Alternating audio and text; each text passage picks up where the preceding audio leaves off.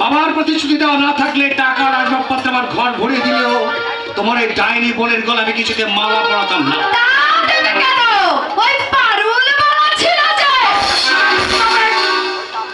ওই পাপ মুখে তুমি পারুলের নাম উচ্চারণ করবেন, তার সঙ্গে তোমার আকাশ পাতাল ব্যবধান।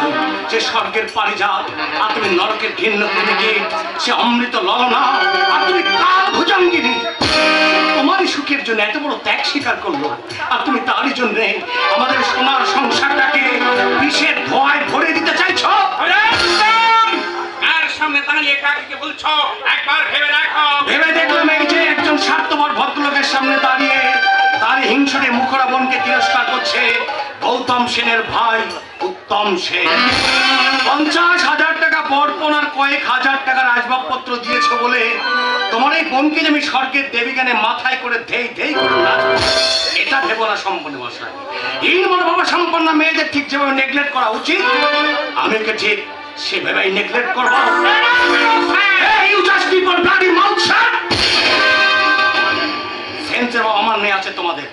আমার মধ্যে যাদেরকে কমন সেন্স আছে তার বিন্দু মাত্র তোমাদের ভাই বোনের মধ্যে যদি থাকতো, তাহলে আমাদের এই সংসারের হাসি খুশি আনন্দ চির অমর, চির অক্ষয়, চির অম্লান হয়ে থাকে। আমি তোমাকে ফার্স্ট অ্যান্ড লাস্ট ওয়ার্নিং দিয়ে যাচ্ছি তোমার বাবা, এটা আমার বাড়ি। এই বাড়িতে থাকে গৌতম সেনের মতো মহৎ উদার মানুষ, থাকে আমার বৌদির মতো মমতাময়ী নারী।